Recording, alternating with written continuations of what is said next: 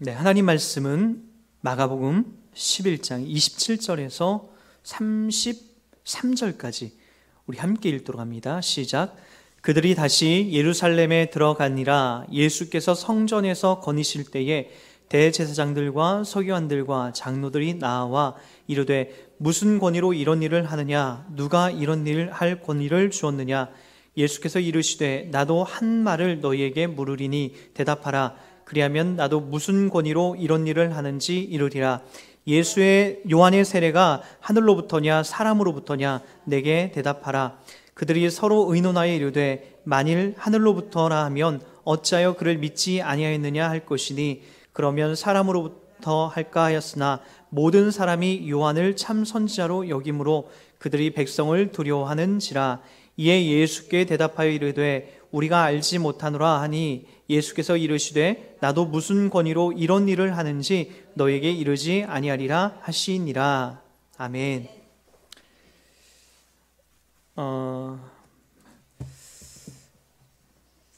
예전에는 우리가 이렇게 각자 참 좋은 것을 가지고 있는 것이 마치 우리 신앙의 한 부분인 양 이렇게 생각할 때가 있었어요. 제가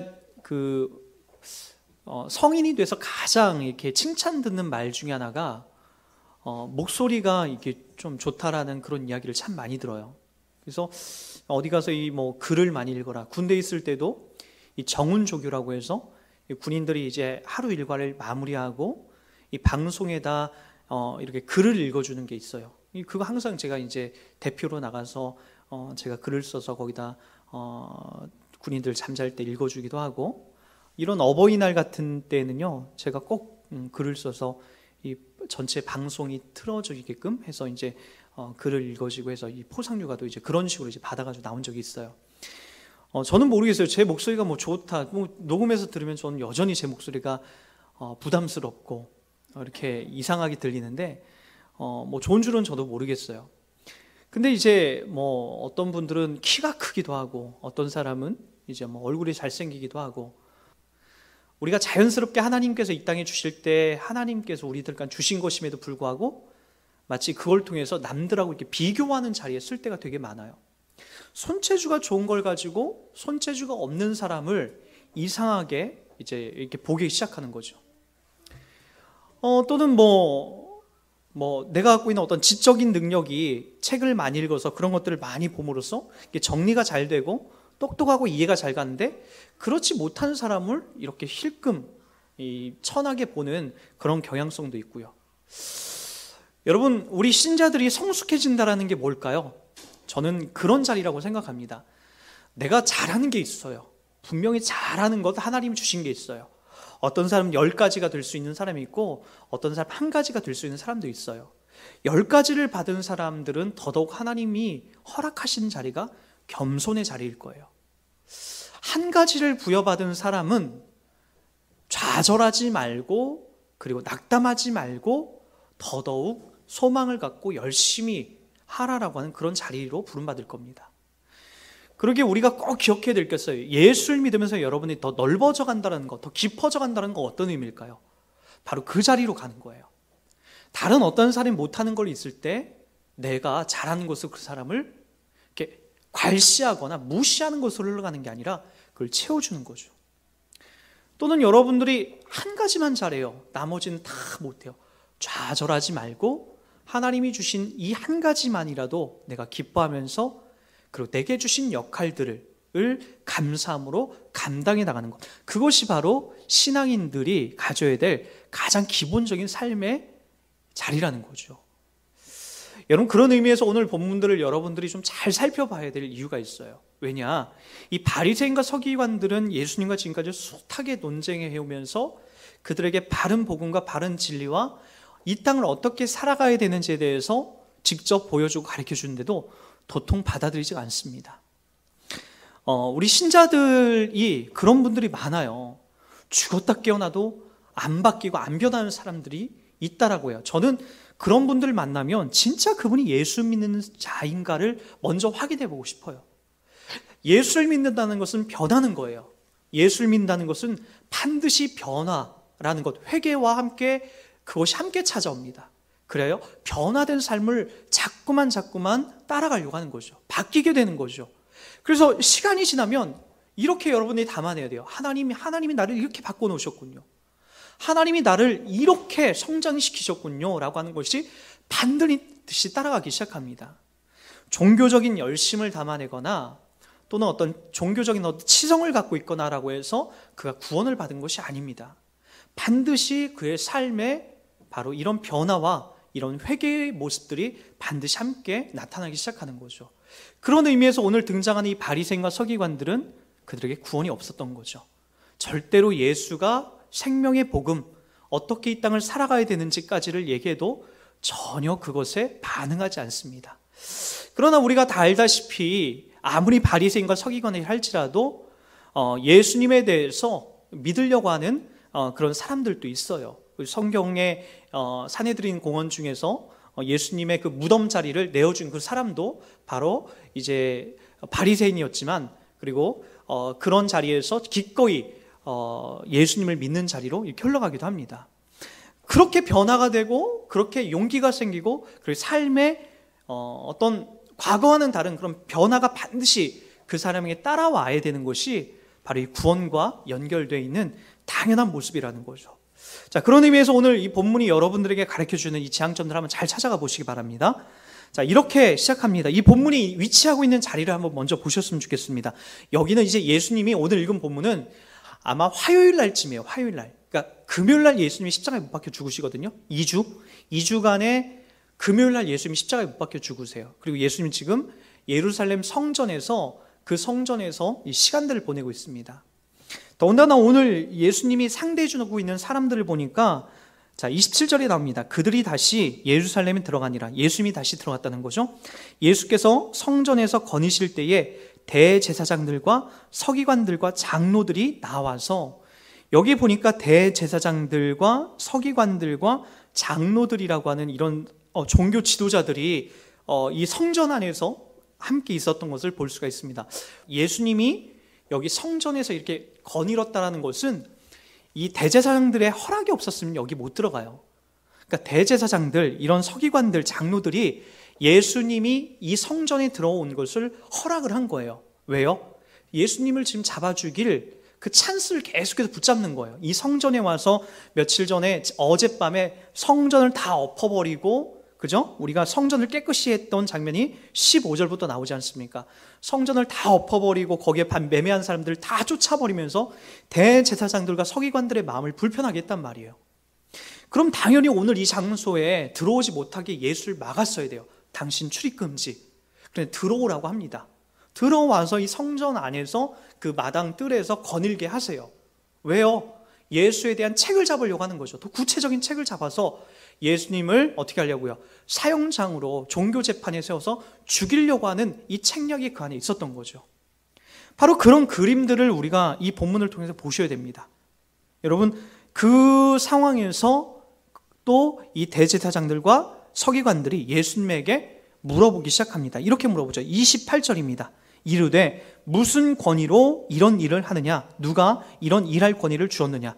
여기서 만약에 하나님이 내게 하셨다, 나의 아버지 하나님이 이런 권능과 권세를 주셨다라고 하면은 바로 이들이 예수를 붙잡아서 신성모독적인 발언을 했다라고 하면서 아마 죽이려는 이 자리로 끌어갔을 거예요. 근데 예수님이 그렇게 얘기하지 않으세요. 아주 지혜롭게 얘기하십니다. 그게 어떤 얘기죠? 29절에 보니까 예수께서 이르시되 나도 한 말을 너희에게 물으리니 대답하라. 그리하면 나도 무슨 권위로 이런 일을 하는지 이르리라. 요한의 세례가 하늘로부터냐 사람으로부터냐 내게 대답하라. 이 두 가지, 이들은 두 가지 반응을 나왔어야 돼요. 만약에 이것이 예수님이 말한 것처럼 하늘로서라고 하면 너희들 왜 요한으로부터 세례를 받지 않았느냐? 그리고 또 뭐예요? 왜 요한이 헤롯 대왕의 그 헤로디아를 범한 사건이 있지 않습니까? 그 사건에 대해서 잘못하고 있을 때 왜 너희들은 그것들을 지적하지 못하고 요한을 편들지 않았느냐라고 하는 것에 대해서 이들이 그 책임을 어떻게 하는 거예요? 물을 수 있어요. 그래서 요한이 하나님께로 부름받았냐라고 그렇게 묻는 것을, 이들은 그것을 사실은 하나님부터 오지 않았다는 것을 믿고 있었어요. 그럼에도 불구하고 이들이 대답하지 못했던 이유는 뭐예요? 요한을 모든 백성들이 좋아했거든요. 그리고 그들로부터 직접 세례를 받았기 때문에 만약에 이게 하늘로부터 아니다라고 했으면은, 그렇게 백성들한테 얘기했으면은 백성들이 밀란을 일으켜서 이 대제사장들을 해코지하고 죽일까봐 겁났기 때문에 아무 말도 못했던 거죠. 그래서 여기 그렇게 나옵니다. 이들이 그러면 사람으로부터 할까 하였으나 모든 사람이 요한을 참 선지자로 여김으로 그들이 백성을 두려워하는지라. 이에 예수께 대답하여 이르되 우리가 알지 못하노라 하니 예수께서 이르시되 라고 이렇게 얘기하는 거죠. 알지 못한다라고 얘기하는 거예요. 그러나 성경이 얘기하는 건 뭐죠? 요한은 이 땅에 반드시 와야 되는 존재입니다. 구약 성경 속에 그렇게 나와요. 마치 엘리야와 엘리사가 엘리야의 사역 이후에 엘리사가 그 사역을 대신 이어받는 것처럼 세례 요한이 이 땅에 와야만이 그 다음에 참된 메시아가 온다라고 성경은 구약은 그렇게 얘기합니다. 그러나 이들은 그걸 거부하는 거예요. 믿지 않는 거죠. 왜냐? 그런 식으로 메시아가 오지 않을 거라는 거고 대제사장들은 다 그렇게 믿어왔기 때문에요. 그래서 근데 이제 하나님께서 하시는 일은 뭐냐면은 세례 요한을 이 땅에 보내고 그 다음에 그를 통해서 길을 평탄케 함으로써 예수가 이 땅에 오실 것이라는 것을 구약 성경 속에, 그리고 그게 바로 복음의 통로라는 것을 일찍이 하나님 계획 속에 있었다는 거죠. 그러니까 이 대제사장들과 서기관들은 전혀 그것에 무감각하기 시작했다는 거죠. 이게 왜 중요할까요? 여러분, 도대체 그리고 이 대제사장들과 서기관들은 왜 이토록 이 예수에 대해서 이렇게 배척하는 그 자리로 계속해서 흘러갈까요? 여러분, 복음이라는 것이 참 그런 것 같아요. 이 복음이라는 것이 사실은 하나님이 개입하지 않으면 아무것도 이렇게 나타나거나 드러나지가 않아요. 그러니까 우리가 성경을 통해서 우리가 그 로마서나 그 모든 복음서를 통해서도 우리가 알 수 있듯이 우리가 복음이라는 것을 성령님이 우리 가운데 오셔야만이, 그리고 그분이 우리 가운데 오셔서 알게 하셔야만이 뭔가 열리는 거예요. 마치 뚜껑이 열리는 것처럼, 새로운 세계가 열리는 것처럼 성령님이 내 안에 찾아오셔야만이 그것들이 보여지고 알기 시작하는 거죠. 오늘 이 대제사장들과 서기관들에게 이러한 은혜가 가지 않았던 것, 우리가 왜 이들에게는 도대체 복음이라는 것이 그렇게 흘러가지 않았을까요? 물론 이 다음에 예수가 십자가에 못 박혀 죽으시고 부활하신 다음에 뒤늦게 예수를 영접하는 사람들도 이 대제사장들 속에 있었겠죠. 그러나 이토록 각을 세우고 이토록 예수와는 다른 길을 가는 이유는, 여러분, 이들에게 있어서 이들이 갖고 있는 어떤 종교적인 것, 그리고 이들이 갖고 있는 어떤 기득권, 그리고 정치와 그리고 돈과 결탁되어 있는 그들이 갖고 있는 그런 것들을 더 많이 사랑한 모습들이 이 안에 있는 거죠. 여러분, 우리가 이 당시에 종교적인 어떤 이 대제사장들의 문화를 제가 잠깐만 여러분들이 이야기하자면 이런 분위기였어요. 기득권이 누구와 이렇게 묘하게 연결이 되어 있냐면은 헤롯 대왕과 연결이 되어 있어요. 권력과 연결이 되어 있죠. 그리고 이들은 우리가 알다시피 성전세라고 해서, 그리고 이 성전세와 여러 가지 종교세를 받고, 그리고 이 재물들을 파는 그 역할들을 통해서 많은 재산을 이들이 채워놓고 있었어요. 그리고 이들이 갖고 있는 어떤 종교적인 그 힘과 권력이 상당했죠. 그런 여러 가지 이유들 때문에 이들에게 있어서 도통 예수를 믿고 예수님을 따라가야 되겠다라고 하는 그런 것들이 이들에게 아무것도 와닿지가 않았다라는 거예요. 그러기에 여전히 자기들이 갖고 있는 이 기득권을 지켜내려고 그것에만 혈안이 돼 있었던 거죠.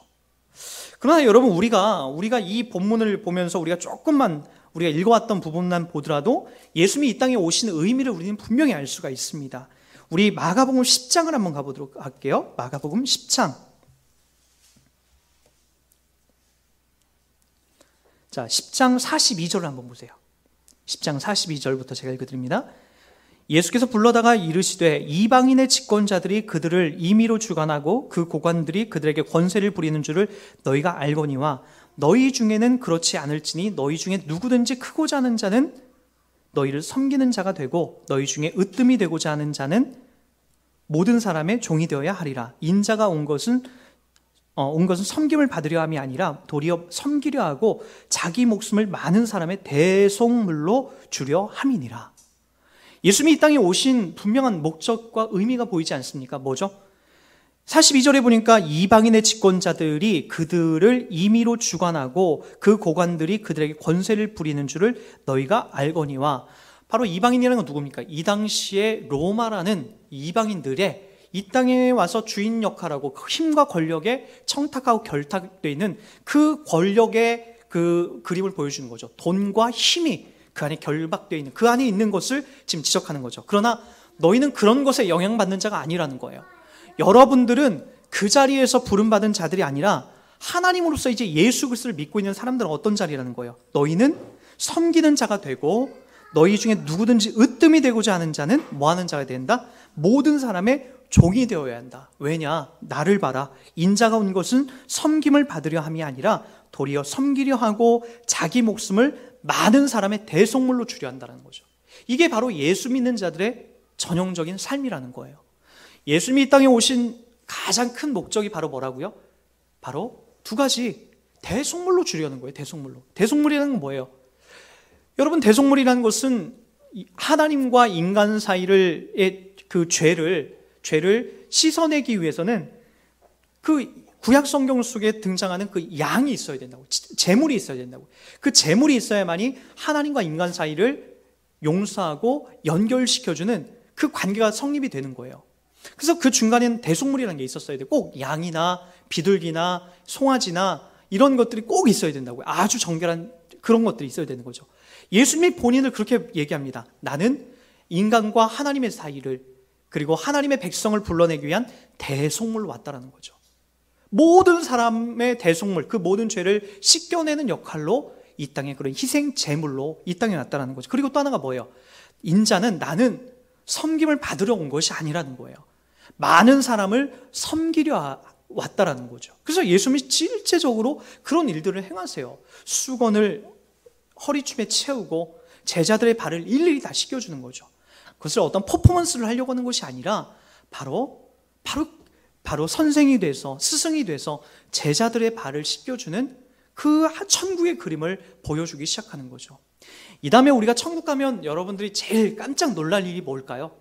저는 바로 이런 그림이라고 생각해요. 천국에 계셨던 그분이 이 땅에 오셔서 이런 삶을 보여주셨다는 것은 뭐예요? 우리가 천국에 가서 이런 삶을 담아내는 거예요. 천국에 가면 여러분, 이 땅에서 헌금 많이 한 사람, 봉사 많이 한 사람이 뭐 벽돌집, 황금 벽돌집 짓고 거기서 늘리리 만보하면서 살아가는 것이 바로 천국의 그림이 아니라, 천국은 바로 저 하나님 나라에서 바로 더 연약하고 더 우리보다 더 연약한 자들이 있다라고 한다면 기꺼이 그들을 위해서 우리가 그들의 발을 씻겨주는 자리가 바로 천국이라는 거죠. 이 땅에서도 천국이 만들어지려면 바로 그런 삶 아닙니까? 우리보다 못난 사람에게 우리가 기쁨으로 봉사하고, 우리보다 못난 사람에게 우리가 도와주고, 우리가 그를 이해해주고 받아주고 사랑해줄 때에 우리 안에 여러분 기쁨의 마음, 이 감사의 마음, 그리스도의 마음이 우리 가운데 흘리는 것을 우리가 볼 수가 있습니다. 아이러니하죠. 내 돈을 쓰고 내 힘을 썼는데 지치고 또 아까운 게 아니라 기쁨이 흘러나와요. 하나님이 우리들 가운데 만들어 놓으신 천국이 되는 거죠. 예수님이 이 땅에 오셔서 그 삶을 담아냅니다. 대속물로 드려지는 삶, 그리고 자기의 제자들, 그 종이 되어서 많은 사람들을 섬기는 그 자리로 이제 부름받기 시작하는 거죠. 제가 좀 전에 맨 서두에 그렇게 말씀드렸죠. 예수를 믿으면서 여러분들이 커지는 것이 내가 갖고 있는 재능을 다른 사람과 비교해서 잘난 것으로 여러분들이 쓰는 그 자리가 아니라 바로 내게 주신 것들을 모든 사람들을 위해서 희생하고 나누는, 더 그들 따뜻하게 만들어내는 그 자리가 우리 신자들이 받아내고 우리 신자들이 누리는 바로 이 땅의 삶이라는 것을 이야기했습니다. 다시 오늘 본문으로 들어와서 저는 오늘 이렇게 얘기하고 싶어요. 33절을 한번 읽어볼게요. 이에 예수께서 대답하여 이르시되 우리가 알지 못하노라 하니 예수께서 이르시되 나도 무슨 권위로 이런 일을 하는지 너에게 이르지 아니하니라. 여기는 무슨 내용을 담고 있습니까? 바로 이것은 하나님께로 왔다라는 것을 이야기하려고 하는 거예요. 내가 하나님께서 보내지 않았다면 내가 이러한 일들을 할 수도 없고 하지도 않았을 것이다. 하나님께서 나를 보내셨기 때문에 이러한 일들을 할 수 있다는 거죠. 그럼 우리들도 마찬가지죠. 예수를 믿고 있고, 그리고 예수 믿으면서 이 땅에서 손해보는 자리로 우리가 살아가는 것은 바로 뭐예요? 하나님께로 온 것을 우리가 살아내고 있다는 것을 말해주고 있는 거죠. 가장 중요한 거예요. 여러분들이 예수를 믿고 있다는 것은 이 땅에서 그 어떤 것보다도 비교할 수 없는 가장 중요한 겁니다. 신자들에게, 아니 사람들에게 이 땅을 살면서 그 죽음이란 것 앞에 우리가 답을 내릴 수 있는 사람이 과연 있을까요? 어제 아침에 이제 저희 일단지에서 이제 자살 사건이 하나 있었어요. 백오동에 사는 어떤 분이 떨어져서 죽었다라고 하는, 자살했다라고 하는 그런 이야기가 그날 아침에 이제 오후에 이렇게 들려오더라고요. 자살을 왜 할까요? 더 이상 답이 없다는 거죠. 이 땅에서 더 이상 내가 어떤 소망이나 희망을 못 본다라는 거죠. 그러나 우리들은 죽고 싶고, 그리고 이 땅에서 괴로운 일들을 당하면서도, 괴로운 일들, 완전히 실패의 자리에 있으면서도 우리가 버틸 수 있는 이유가 뭐예요? 우리는 바로 이 땅이 다가 아니다라는 걸 알고 있기 때문에 그런 거죠. 바로 대속물로 오신 예수 그리스도가 이 땅에 오셔서 우리를 구해내시고, 그리고 우리를 살려낼 것이라는 것이 우리 안에 있기 때문인 거죠. 여기 있는 대제사장들, 서기관들, 장로들이 아무리 뛰어나고 아무리 대단해도 여러분, 이들이 갖고 있지 못한 것들을 우리는 갖고 있기 때문에 우리가 이 땅에서 괴롭고 힘들어도 살 수 있게 되는 거죠. 그러면서 또 어떤 삶을 담아내야 됩니까? 종의 자리를 살아가라는 거죠. 우리가 많이 가졌고 또 풍성하게 누리는 그 삶의 자리에서 우리가 호요식하는 것이 신앙이라고 여기면 안 됩니다. 저는 참 안타까운 게 있어요. 우리 지방에 모임을 가면 목사님들의 서열 순위가 딱 나와요. 딱 서열 순위가 딱 한 60명의 목사님들 중에 서열 순위가 딱 나옵니다. 어떻게 나오는지 아세요? 젊은 목사님이어도 성도가 많고 교회 건물이 크면 그 목사님은 서열이 쫙 올라갑니다. 암암리의 사람들이 그분 앞에서는 굽신거려요. 굽신거립니다. 목사님들이 그런 자리에서 매일같이 있는데 성도들이 오죽할까요? 교회 가운데서 우리가 가장 인정받는 사람이 누구예요? 떵떵거리고 어깨 피고 다니는 사람이 누구예요? 돈 많고 자식들 훌륭하게 된 사람들이 교회 가운데서도 제일 떵떵거리고 있어요. 예수가 가르쳐준 자리가 아니에요. 예수님이 말하고 있는 자리가 아니라고요. 속지 마세요. 여러분, 내 자녀가 설령 대학에 실패하고 우리 집이 부자가 아니어도 주님께서 오늘 떵떵거리고 이 대제사장들과 서기관들 앞에서 서서 싸우는 걸 보시기 바랍니다. 여러분들이 서야 될 자리가 그 자리라고요. 예수 믿고 이 땅에서 종의 역할로 살아도 괜찮다라고 하는 그 자리에 여러분들이 부름받고 나가셔야 됩니다. 예수님이 그런 자들을 불러내세요. 예수님이 그런 자들을 복되다라고 인정해 주신다라고요. 그리고 그런 자들이 저 천국에서도 진짜 큰 자다라고 이야기하고 있다라는 거죠. 저는 여러분들이 그 자리에서 늘 여러분을 확인하고 나갔으면 좋겠습니다. 누구하고 비교하지 마세요. 그리고 비교당할 필요도 없습니다. 여러분들의 길을 가십시오. 저 산에 가면 소나무의 사명이 있어요. 진달래의 사명이 있고요. 그리고 저 산에 가면은 상수리 나무의 사명이 있어요. 여러분, 저 산에 가면은 여러분, 우리가 알다시피 주목나무의 사명이 있다. 다 다른 거예요. 왜 여러분들은 다 사계절 늘 푸른 뻗쭉 뻗은 소나무만 왜 훌륭하다라고 생각하죠? 진달래나무 잠깐 피었다 지는 그 진달래나무의 사명도 귀한 거라고요. 교회 안에서 여러분 서로 비교하지 마십시오. 여러분 자리가 훌륭합니다. 각자 부름받은 그 자리가 귀한 거라고요. 거기에서 내가 예수 믿고 주님 가신 그 길을 내가 따라가고 있다라면 그 사람은 바로 하나님으로부터 칭찬받고 인정받고 박수받는 자리라고요. 그러게 여러분, 오늘도 그 자리를 성실하게 가주시기 바랍니다. 그렇게 여러분, 하나님이 기뻐하시는 그 자리에서 오늘 주님을 높이고 또 주님께 영광 돌리며 살아가는 여러분 되시기 바랍니다. 대제사장, 그리고 서기관, 그리고 장로들, 돈과 명예와 그리고 권력이 결탁되어 있는 그 자리를 부러워하지 마시고 여러분, 예수님이 가셨던 그 자리에 여러분 오늘 또 소망을 걸고 기쁨을 걸고 살아가는 여러분 되시길 주의 이름 부탁드리겠습니다.